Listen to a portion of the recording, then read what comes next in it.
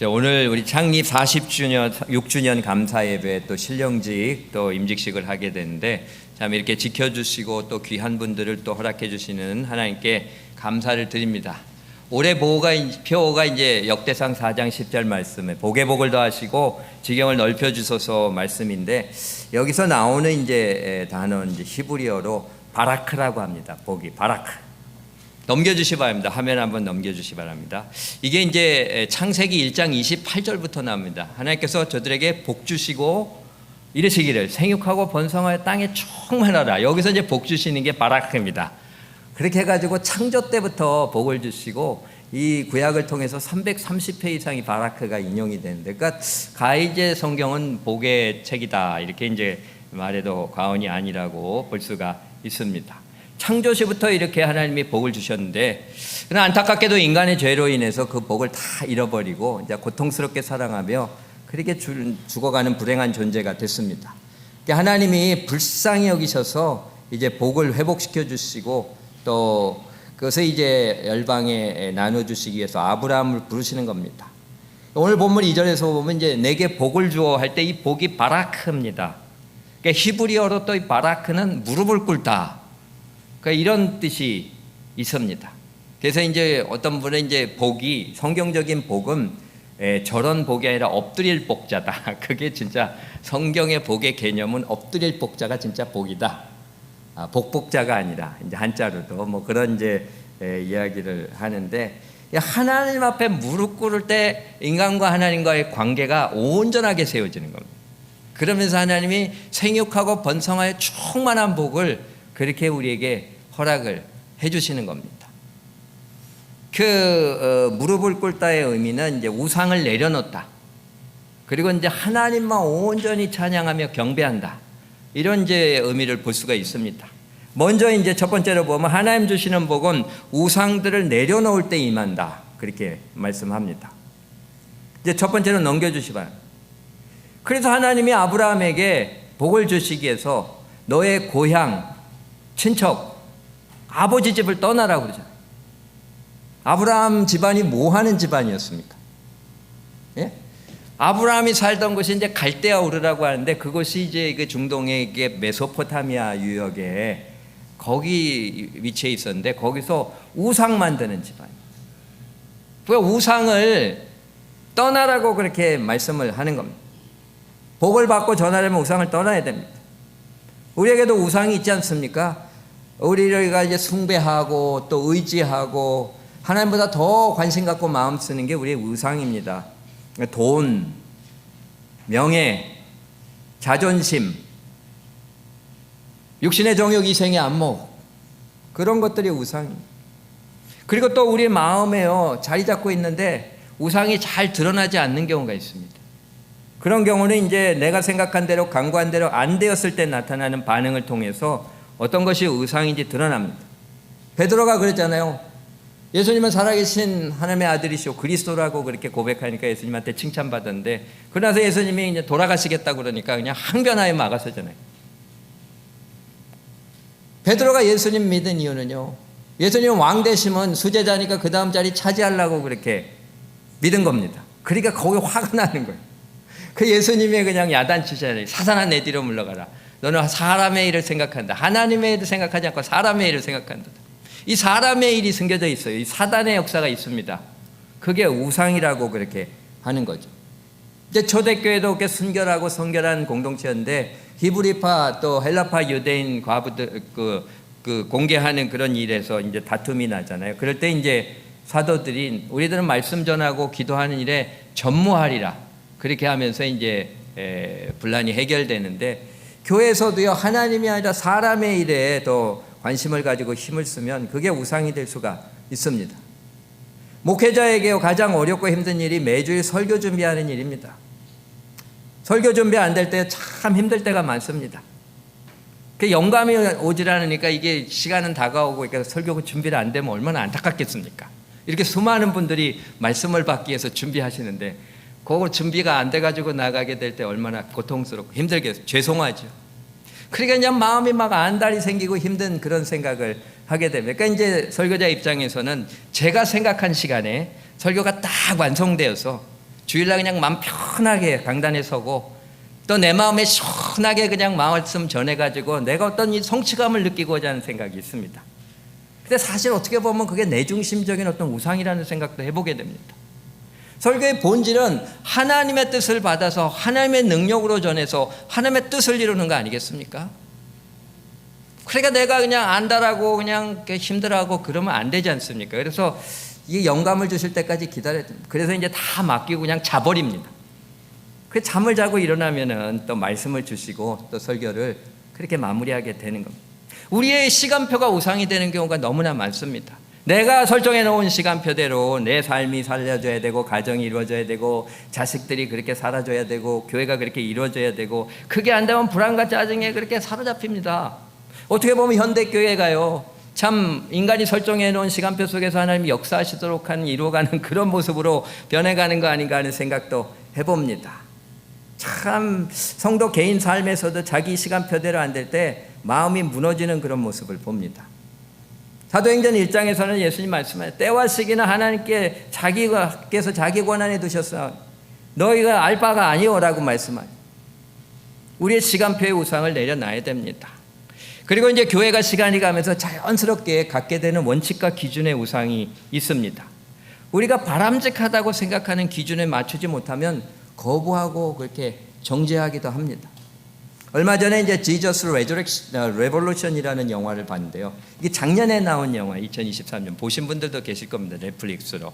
이게 이제 그 갈보리 채플이라고 하는 교회에 그 척 스미스라는 목사님이 사역했던 그 내용인데 60년대 중반에 그분 이제 소형 전통적인 교회에서 사역을 하는데 그분이 그 당시 이제 히피 운동이 일어났잖아요. 히피들한테 복음을 전한 거예요. 그러니까 머리 길게 기르고 그리고 그냥 찢어진 청바지에다가 맨발로 다니는 사람들을 이제 복음을 전해. 그 사람들이 이 전통적인 교회에 들어오니까 그냥 이 리더십들이 힘들어하는 거예요. 그러면서 그 사람들이 오면 카페트가 더러워지니까 못 들어오게 하겠습니다. 그렇게 얘기를 하니까 그 척 스미스 목사 그러면 카펫이 더러워지면 카펫을 드러내면 될 거 아닙니까? 그렇게 이제 사역을 하면서 이제 지금 갈보리 채플은 미국에 1200교회가 있고 전 세계적으로 2000개가 있는 그런 큰 교회요. 교단이 되버린 큰 부흥을 이뤘습니다.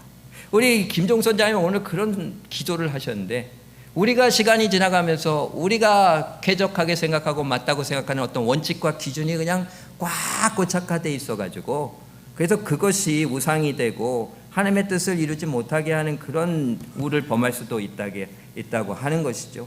그래서 정말 그러한 시간표와 어떤 우리의 원칙이 우상이 돼서 하나님 앞에 온전히 무릎 꿇지 못하게 하고 바라크 하나님이 주시는 복을 가로막는 걸림돌이 될 수가 있습니다. 우리 개인적으로도 그렇습니다. 그냥 꽉 그거에 사로잡혀 있으면 개인적으로나 가정적으로도 하나님 주시는 복을 받아 누리지 못할 수 있습니다. 우리가 창립 46주년을 맞이하는 주님의 몸된 교회 성도들이 이런 우상을 다 내려놓기로 결단할 수 있게 되기를 바랍니다. 좀 실제적인 게 있어야 될 거 아닙니까? 창립 46주년 맞이했으니까 하나님 감사합니다. 그냥 그렇게 하고 예배드리고 맛있는 만찬 먹고 그렇게 이제 가면 끝 아닙니까? 그러나 우리가 이 46주년을 맞이해서 좀 결단하시기 바랍니다. 다 있습니다. 젊은 사람들은 뭐 셀폰일 수도 있고 인터넷일 수도 있고 그 좋지 못한 그런 세대에 따라가는 그런 모습일 수도 있고 우리가 가지고 있는 이런 우상이 있을 수 있습니다. 꽉 사로잡혀서 말씀 기도하고 하나님께 순종하는 거 그렇게 가로막는 그거 내려놓아야 됩니다. 그리고 하나님께 무릎 꿇는다는 것은요 온전히 하나님만 찬양하고 높여드리는 겁니다. 그럴 때 하나님의 복이 임하게 돼 있습니다. 그러니까 성경의 복의 개념은 그 근거가 세상적인 어떤 것들에 있는 것이 아니라 하나님 앞에 어떠한 자세를 가지고 있느냐 거기에 달려 있습니다. 우리가 주님 앞에 무릎 꿇고 우상들을 내려놓고 하나님 찬양하며 높여드리는 삶의 자세를 통해서 복이 임하는 겁니다. 그러니까 성경적으로는요 하나님이 무엇을 주실까 보다는 내가 하나님 앞에 어떤 자세로 서 있어야 될 것인가가 더 관건입니다. 하나님은요 오늘 본문에서 아브라함에게 어떤 거 구체적으로 주시겠다고 말씀 안 합니다. 물론 이제 큰 민족을 이루게 하고 이름을 창대케 한다고 했지만 이게 너무 막연한 얘기지 않습니까? 개인적으로 뭘 그렇게 구체적으로 주시겠다고 말씀하지 않습니다. 그저 주시겠다고 하면서 너의 고향 친척 아버지 집을 떠나서 내가 지시할 땅으로 보여줄 땅으로 가라고 그렇게 말씀합니다. 그 땅이 어디에 있는지 어떤 땅인지에 대해서도 말씀해 주시지 않습니다. 너무나 막연한 말씀인데도 믿고 순종해서 하나님을 따라갑니다. 아브라함은 하나님 믿고 순종해서 고향만 떠난 게 아니라 그 이후에 독자 이삭도 순종해서 바치잖아요. 이러한 그 아브라함의 믿음, 이 모습을 로마서 4장에 이렇게 그가 100세나 되어 그의 죽은 것 같은과 사라의 태에 죽은 것 같음을 알고도 믿음이 약해지지 않고 믿음이 없어 하나님의 약속을 의심치 않고 믿음에 견고해져서 오히려 하나님께 영광을 돌리며 약속하신 그것을 능히 이루실 확신하였으니 그러므로 이것을 저에게 의로 여기셨느니라. 두 번째로 넘겨주시기 바랍니다. 이해가 안 되고 힘든 상황 중에서도 믿고 따르면서 하나님께 영광 돌려드렸다고 하는 거잖아요. 이런 모습이 바라크의 자세입니다. 복받는 자세입니다. 우리에게 진정한 복은요, 하나님이 주시는 겁니다. 이 복은 내가 원하는 거 요구해서 받아내는 것이 아니라 하나님께서 가장 좋은 것을 주실 줄 믿고 감사하며 찬양하며 경배할 때 주어지는 겁니다. 다니엘이 그렇잖아요. 사자굴에 떨어지는 죽음의 위협 앞에서도 하나님을 믿은 겁니다. 하나님 믿고 지켜주시고 좋은 것으로 주실 줄 믿고 예루살렘을 향해서 창을 열고 하루 3번 기도하면 뭐 했습니까? 기도하고 감사했습니다. 지금 현실이 어렵고 힘들어도 하나님이 책임지시고 좋은 것을 주실 줄 믿고 감사하며 경배하는 모습이 바라크의 모습입니다. 그렇게 할 때 어떻게 했습니까? 사자굴에서도 죽지 아니하고 오히려 대적들 참소하던 자들이 사자들에게 물려 죽고 그리고 총리가 되어서 섬기고 그 유대의 해방을 보게 됩니다. 하나님은요, 당신의 피조물 사람들에게 복을 주시는 겁니다. 이게 창조의 원리입니다. 생육하고 번성해서 충만하게 살게 해주십니다. 구별이 없습니다. 햇빛과 같이 임하는 겁니다. 그러나 관건은 우리가 하나님 앞에 어떤 자세가 있느냐가 관건입니다. 하나님 앞에 무릎 꿇고 우상을 내버리고 하나님을 온전히 경배하는 그런 자세 속에서 하나님 주시는 복이 임하게 되는 겁니다. 근데 원죄가 뭡니까? 우상 앞에 무릎 꿇은 거 아닙니까? 우상 앞에 무릎 꿇고 자기를 높이는 교만 속에서 결국은 하나님 주신 복을 다 잃어버립니다. 그게 예수님 말씀합니다. 나보다 먼저 온 것은 다 절도요 강도라고 그러잖아요. 예수님보다 먼저 생각하고 또 마음 쓰고 예수님보다 먼저 그렇게 생각하는 그것이 결국은 하나님이 주시는 복을 다 뺏어가는 절도요 강도가 될 수밖에 없습니다. 이거를 우리가 깨달아야 됩니다. 어떤 목사님이요, 굉장히 부유한 이제 교인이 암을 걸렸는데 암을 낫게 해달라는 그런 기도 부탁을 갖고 그 집에 가서 기도를 드린 거예요. 암이 낫게 해달라고 그냥 간절히 기도했는데 일주일 후에 부인한테 연락이 오고 찾아오셨습니다. 목사님 기도해 주셔서 감사합니다. 그런데 남편이 어젯밤에 소천했습니다. 그랬더래요. 그러니까 이 목사님이 너무 안타까운 거예요. 근데 그분이 얘기를 하는 거예요. 목사님 안타까워하지 마세요. 사실 우리 남편은요, 평생 분노에 사로잡혀 사는 사람입니다. 만족도 없고 기쁨도 없고 평안도 없고 그렇게 살았고요. 암에 걸렸을 때는 더 심해져서 소리 지르면서 우리 아이들 손주들 더 성장하는 거 보지 못하게 하고 이렇게 죽게 하니 아우 나 이게 참 답답하다고 그러면서 막 분노하고 하나님을 원망하고 저주했어요. 우리는 그런 모습을 보면서 너무 괴로웠습니다. 너무 힘들었어요. 그런데 목사님이 오셔서 기도할 때 남편에게 평안과 기쁨이 임했습니다. 하나님의 그 마음을 만져주셨어요. 그래서 우리는 함께 웃고 함께 이야기하고 함께 찬양하고 함께 성경 보고 기도하고 그렇게 하다가 지난 일주일 동안 우리가 행복하게 살다가 평안하게 하나님의 부르심을 받았습니다. 목사님, 우리 남편은요 치료되지는 않았지만 치유받고 하나님 앞에 갔습니다. 기도에 감사합니다. My husband was not cured, but he was healed. 이 치유의 복입니다. 이게 바라크의 복입니다. 이런 복을 누리시게 되기를 주님의 이름으로 축원합니다. 죽기 전에 일주일 누리시는 게 아니라 지금부터 깨달아서 우리의 인생의 후반전에 이 복을 온전히 누리게 되기를 바랍니다. 예수 안에서요, 우상 버리고 믿음으로 주님을 찬양할 때 진정한 복이 임합니다. 사실 복이 임한다는 것은 모든 것이 복인 것을 깨닫게 되는 겁니다. 다 줬는데 축복을 축복으로 받지 못하고, 가족이 복인데, 배우자가 복인데, 주신 모든 것이 다 복인데 그걸 못 깨닫고 그냥 괴롭게 살다가 힘들게 가는 인생 참 불쌍한 거 아닙니까? 우리 교회 표가 야베스 역대상 4장 10절 야베스의 기도인데, 이 복이 바라크의 복이라고 그랬잖아요. 괴로운 인생이었지만 하나님께 무릎 꿇을 때 가장 복된 인생이 되는 것을 깨닫고 체험했고 누렸기 때문에 복의 복을 더해다. 더 무릎 꿇게 해주세요. 더 무릎 꿇게 해주세요. 이 말입니다. 복의 복을 더하려면.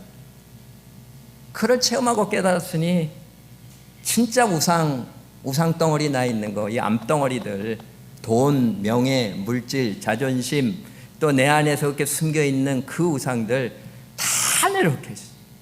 상황과 형편에 관계없이 손을 들고 주님을 경배하며 살게 하시옵소서. 그렇게 해주는, 기도하는 겁니다. 그리고 이런 복을 받고 지경을 넓혀가면서 나누기를 원하는 것. 이것이 아브라함에게 주신 복이요, 또 복이 되라는 비전입니다. 이것이 선교의 비전입니다. 그래서 예수님이 대사명의 복음 전하라고 하는 사명을 주신 겁니다. 세 번째로 넘겨주시 바랍니다. 우리는 주께 받은 이 복음, 이 복을 지경을 넓혀가며 흘려 보내야 됩니다. 복음을 전해서 모든 사람이 하나님 앞에 무릎 꿇고 우상을 버리고 믿음으로 주님을 찬양하며 경배하며 주님 주시는 바라크의 복을 받고 창조의 원리대로 생육하고 번성하여 충만하게 살아가게 해줘야 됩니다. 어떤 분이요, 개가 참 전주인한테 학대받아가지고 힘들게 살던 개를 그렇게 받아가지고 키우는데 정말 얼마나 그렇게 개가 학대를 받았는지 공포 가운데 주눅이 들어서 너무 가엾은 모습으로 힘없이 살아가는데, 그 개에 사랑을 주고 정성스럽게 돌보니까 그냥 개가 밝아지고 힘있게 자신감 있게 뛰어다니고 주인 앞에 와가지고 그냥 꼬리를 흔들며 앉아가지고 재롱을 피우고 하면서 행복하게 살게 되었다고 이야기해요. 우상에 무릎 꿇고 붙들려 사는 인생이 바로 나쁜 주인한테 그냥 개가 붙들려서 무릎 꿇리고 학대받고 사는 인생과 똑같습니다. 수시로 무시로 밀려오는 그냥 불안과 분노와 그냥 미움과 욕심 뭐냐 이런 거에 그냥 포로로 잡혀 사는 겁니다. 이런 우상을 다 내버리고 하나님 앞에 나와서 온전히 그분 앞에 무릎 꿇고 경배하며 섬기게 되면 그런 모든 불안과 고통, 상처, 아픔으로부터 자유함을 얻게 되는 겁니다. 진정으로 행복한 풍성한 삶을 영원히 누리게 됨을 믿으시길 바랍니다. 이게 주님이 주시는 복입니다. 바라크의 복입니다. 치유의 복입니다. 포로됨에서 노연하는 복입니다. 그리고 이렇게 체험하고 나가서 전하라고 하는 거예요. 너희는 가가지고 포로된 자를 자유케 하며 눈먼 자를 다시 보게 하고 눌린 자를 자유케 하며 주의 은혜를 선포하라 말씀하십니다.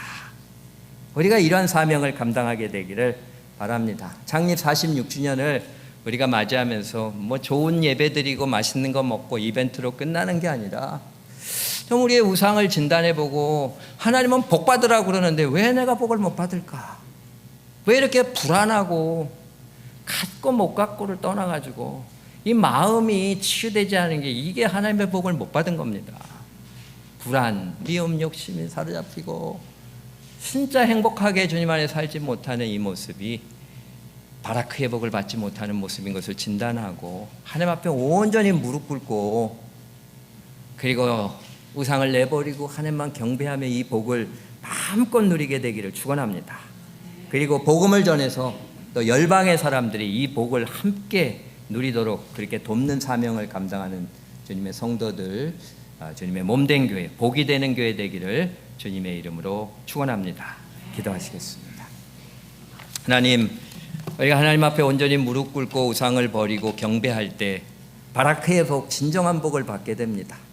창립 46주년을 맞이하는 주님의 몸된 교회 모든 권속들, 하나님 이러한 바라크의 복을 받게 하시옵소서.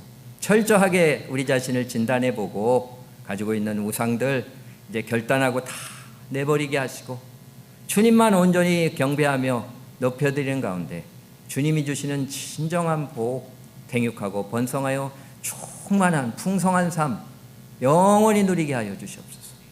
복음을 전해서 많은 사람들이 이 복을 누리도록 세우는 사명을 감당하는 주님의 몸된 교회 창립 46주년을 맞이하는데 올해부터 또 앞으로도 50주년, 70주년, 100주년 계속 주님이 다시 오시는 그날까지 충실히 감당하는 교회와 성도들 되게 하여 주시옵소서. 이제 귀한 임직식을 또 드립니다. 이 순서를 주님께서 성령으로 주장하여 주시고 하나님만이 홀로 영광 받아 주시옵소서. 이 모든 말씀 우리 사랑하시는 예수님의 이름으로 기도드렸습니다. 아멘.